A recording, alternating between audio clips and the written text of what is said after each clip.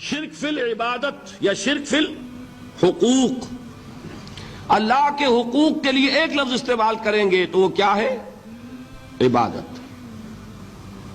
وما خلقت الجن والانس الا لیعبدون، میں نے جنوں اور انسانوں کو پیدا ہی اس لیے کیا کہ میری عبادت کریں۔ اب عبادت میں شرک اگر ہوگا تو یہ شرک کی تیسری قسم ہو جائے گی۔ عبادت میں شرک سے مراد کیا ہے اس کو سمجھیے۔ یہ میں پہلے بیان کر چکا ہوں عبادت کسے کہتے ہیں۔ عبادت کے دو جز سمجھ لیجئے، جیسے ایک میرا یہ جسم ہے، ایک اس میں روح ہے۔ روح نظر نہیں آتی، نظر جسم آتا ہے، لیکن اس جسم کا سارا وجود اس روح سے ہے۔ چلیے روح کو چھوڑیں، جان کیا کس بلا کا نام ہے؟ کسی کو نظر آئی آج تک؟ لیکن یہ جان ہی ہے جو اس جسم کو قائم رکھے ہوئے۔ اسی طرح عبادت کا ایک جسم ہے، ایک جان ہے۔ جسم کیا ہے؟ اطاعت، اللہ کی بندگی، ہما تن بندگی، ہما وجوہ بندگی، ہما وقت بندگی، یہ تو بیان کر چکا نا۔ اور روح کیا ہے؟ محبت، اللہ کی محبت۔ اطاعت جبر سے کی جاتی ہے تو وہ عبادت نہیں کہلاتی۔ انگریز کی اطاعت ہم کرتے تھے نا، لیکن کیا عبادت کرتے تھے؟ بات سمجھ میں آئی؟ اطاعت تو کر رہے تھے، عبادت نہیں۔ عبادت اس اطاعت کو کہتے ہیں جو کسی ہستی کی محبت سے سرشار ہو کر ہما وقت، ہما تن، ہما وجوہ کی جائے۔ تو جسد ظاہری کیا ہے عبادت کا؟ اطاعت، اور روح کیا ہے؟ محبت۔ اب ان دونوں کے اعتبار سے شرک کیا ہے، توحید کیا ہے، اس کو سمجھ لیجئے۔ اور یہ ہے وہ چیزیں جو میں نے عرض کیا تھا کہ بالکل الجبرا کے فارمولوں کی طرح کی بات ہے۔ اطاعت میں توحید کیا ہے کہ مطاع مطلق صرف اللہ، ٹھیک؟ باقی ساری اطاعتیں اللہ کی اطاعت کے تابع۔ نفی نہیں ہے، والدین کی اطاعت کرو، لیکن جہاں والدین حکم دیں اللہ کے حکم کے خلاف، بات ختم، اطاعت نہیں ہوگی۔ بیوی شوہر کی اطاعت کرے، آپ اولو الامر کی اطاعت کریں، شاگرد استاد کی اطاعت کرے، مرید پیر کی اطاعت کرے، لیکن کیا پیر کو یہ بھی حق ہے کہ اللہ کے کسی حکم کو منسوخ کر دے؟ رسول کے کسی حکم پر اپنے حکم کو ور کرے، بالا تر رکھے؟ سمجھ میں آ گیا؟ اصول کیا ہے کہ اطاعت مطلق، unconditional, unlimited obedience is due only to Allah. All the other obediences are limited by His injunctions. اس کو حضور نے کیسے بیان کیا؟ لا طاعت لمخلوق فی معصیت الخالق۔ مخلوق میں سے کسی کی اطاعت نہیں ہوگی جس میں خالق کی معصیت لازم آ رہی ہو۔ جہاں اللہ کا کوئی حکم نہیں ہے آپ میرا حکم مان لیجئے، یہ شرک نہیں ہوگا۔ جہاں اللہ کا حکم ہے اس کے خلاف میں حکم دوں اور آپ مان لیں تو یہ شرک ہو جائے گا۔ بات سمجھ میں آ گئی کہ نہیں؟ اب اس کو اپلائی کیجئے۔ ایپلیکیشن بالکل انڈیویجول لیول پر کیجئے۔ پہلے اللہ کا حکم کیا ہے؟ فجر کا وقت ہو گیا، نماز پڑھو۔ نفس کا حکم کیا ہے؟ سو۔ آپ نے اطاعت کی نفس کی، آپ کا مطاع کون ہوا؟ نفس۔ اور اللہ کی معصیت میں ہوا کہ اس کے حکم کے تابع ہوا، تو آپ کا نفس کیا بن گیا؟ آپ کا خدا، معبود۔ یا غلطی ہے اس میں کوئی؟ اس شرک کو پہچانیے ذرا، کون بچے گا اب؟ بات سمجھ رہے؟ اگر تو وہ فارمولہ صحیح ہے تو پھر یہ اپلائی ہو گیا۔ اب آپ کے اندر اتنی ہمت ہونی چاہیے یا یہ سوچیے کہ فارمولے میں غلطی ہے. You can refer back. آئیے دوبارہ دیکھیے فارمولہ صحیح ہے. لا طاعت لمخلوق، میرا نفس مخلوق ہے کہ خالق ہے؟ مخلوق. میں نے اپنے نفس کی اطاعت کی اپنے خالق کی معصیت میں، تو میرا مطاع کون ہوا؟ نفس. جو مطاع ہے وہی معبود ہے. میرا معبود کون ہوا؟ نفس. اس کو کہتے ہیں مولانا روم نفس ما ہم کم ترس فرعون نیست، لیکن اورا عون ایرا عون نیست. میرا نفس بھی فرعون سے کم نہیں ہے. فرعون نے کیا کہا تھا کہ یہ مملکت میری ہے مصر کی، یہاں میرا قانون چلے گا. الیس لی ملک مصر، کیا مصر کی حکومت میری نہیں ہے؟ میں نہیں جانتا کون اللہ کون رسول، کیا حکم صحیح کیا غلط، میرا حکم چلے گا. تو میرا نفس بھی تو یہی کہتا، میں نہیں جانتا کیا اللہ کا حکم کیا رسول کا حکم، میری مرضی پوری کرنی پڑے گی. میری خواہش، میری چاہت، میری تمنا وہ پوری کرنی پڑے گی.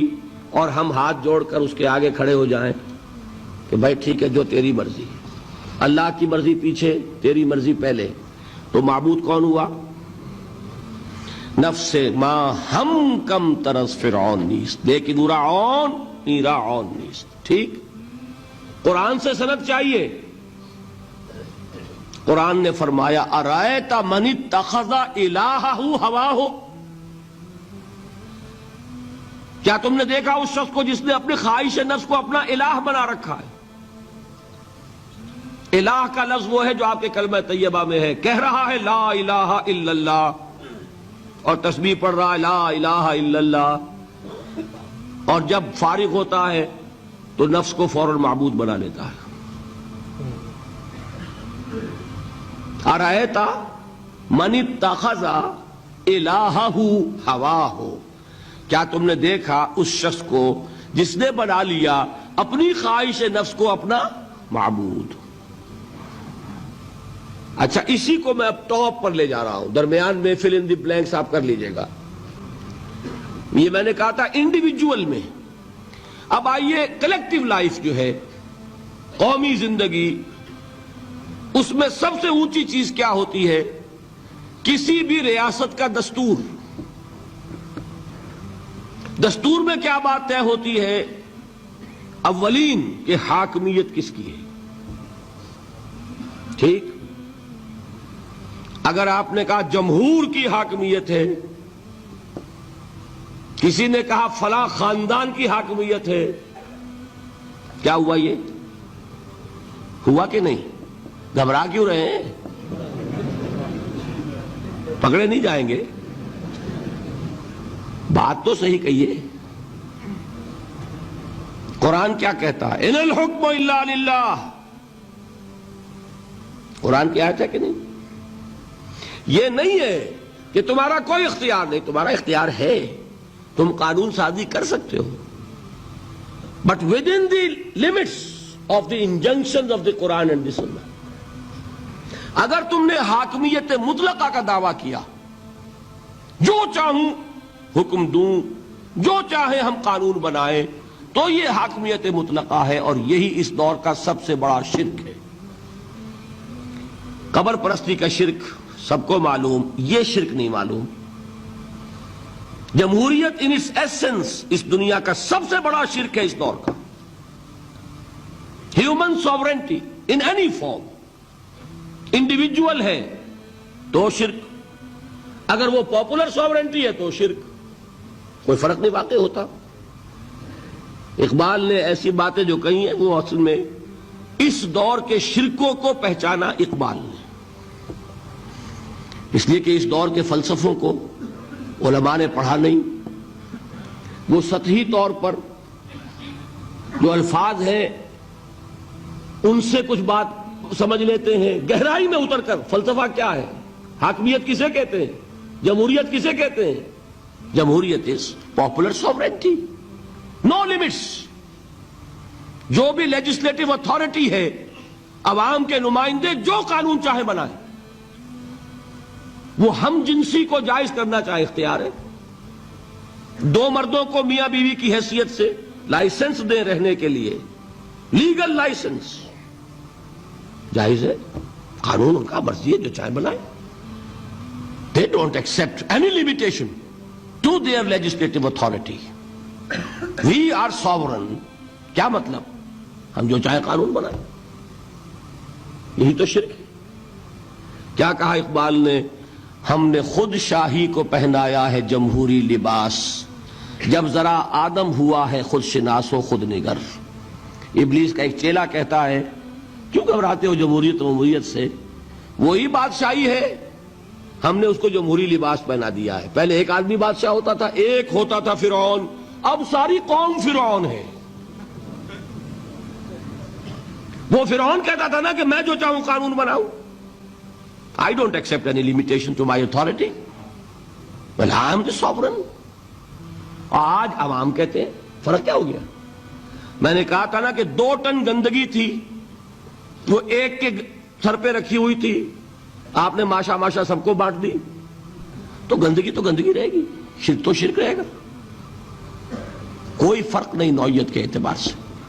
ہاں بادشاہت بھی ہو سکتی ہے جائز، اگر بادشاہ خود اللہ کا بندہ ہے، اللہ کے احکام کا پابند ہے اور اللہ کے احکام کو نافذ کر رہا ہو. داؤد بادشاہ تھے کہ نہیں؟ سلیمان بادشاہ تھے کہ نہیں؟ جمہوریت بھی ہو سکتی ہے جائز، بشرطے کہ جمہور یہ تسلیم کر لیں کانسٹیٹیوشن میں کہ ہمارا اختیار محدود ہے اللہ اور اس کے رسول کے احکام سے. اب وہ اسلامی جمہوریت ہو جائے گی. اسلامی بادشاہت تھی داؤد کی اور سلیمان کی. اسلامی جمہوریت اللہ کرے کہ واقعتاً حقیقتاً کسی ملک میں قائم ہو جائے، آج تک تو ہے نہیں، لیکن یہ کہ ہو جائے تو وہ اس دور کا تقاضا ہے. لیکن یہ کہ اگر ہے وہ بات کہ حاکمیت مطلقہ ہے عوام کی، تو گویا کہ عوام نے خدائی کا دعویٰ کیا ہے. سروری زیبا فقط اس ذات بے ہمتا کو ہے، حکمراں ہے ایک وہی باقی بتانے آزری. جو کوئی بھی حاکمیت کا مدعی ہے وہ آزر کا تراشا ہوا ایک بت ہے، وہ فرد ہو یا عوام ہو، قوم ہو. ہاں اللہ کو حاکم مطلق مان کر اس کے احکام کے اندر اندر باہمی مشورے سے ایک نظام چلانا، یہ ہوگا صحیح اسلامی نظام. سمجھ میں آئی بات؟ اب آئیے دوسری چیز، محبت میں توحید کیا ہے؟ توحید فی المحبہ. یہاں بھی محبت کی نفی نہیں ہے. شوہر بیوی سے محبت کرے، بیوی شوہر سے محبت کرے، والدین اولاد سے کریں، اولاد والدین سے کرے، لیکن اللہ کی محبت سب سے بالا تر. یہ ہے توحید. کوئی ایک محبت بھی اللہ کی محبت کے برابر ہو گئی تو شرک، اور کوئی محبت اللہ کی محبت سے اونچی ہو گئی تو اب شرک سے اوپر کوئی لفظ ہمارے پاس ہے نہیں. میں نے کہا تھا نا کہ یہ تو ہماری زبان کی محدودیت ہے، ورنہ تو وہ شرک سے اوپر کا کوئی لفظ ہونا چاہیے نا. برابر ہو گئی تو شرک ہے. ہاں ساری محبت اللہ کی محبت کے تابع. توحید کیا ہے؟ والذین آمنوا اشد حبا للہ. اشد، اہل ایمان وہ ہے جو اللہ کی محبت میں سب سے شدید ہے. یہ نہیں وطن سے محبت کرو کوئی حرج نہیں، گھر سے محبت کرو کوئی حرج نہیں، بیٹے سے کرو، اولاد سے کرو، مال سے کرو، کوئی حرج نہیں،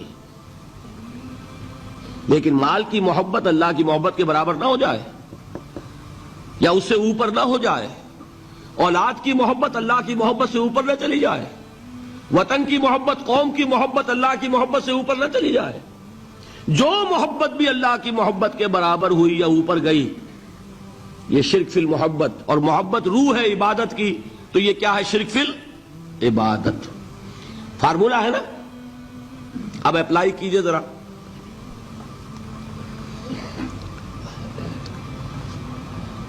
آپ کو معلوم ہے کوئی شے آپ کے لیے لینی حرام ہے،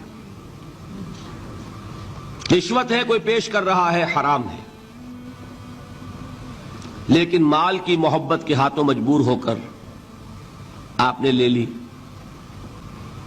محبوب تر کون ہے، اللہ یا مال؟ نہیں اس معاملے میں کون ہے, وہ تو مال ہے نا. مشکل ہے, ماننا مشکل ہے.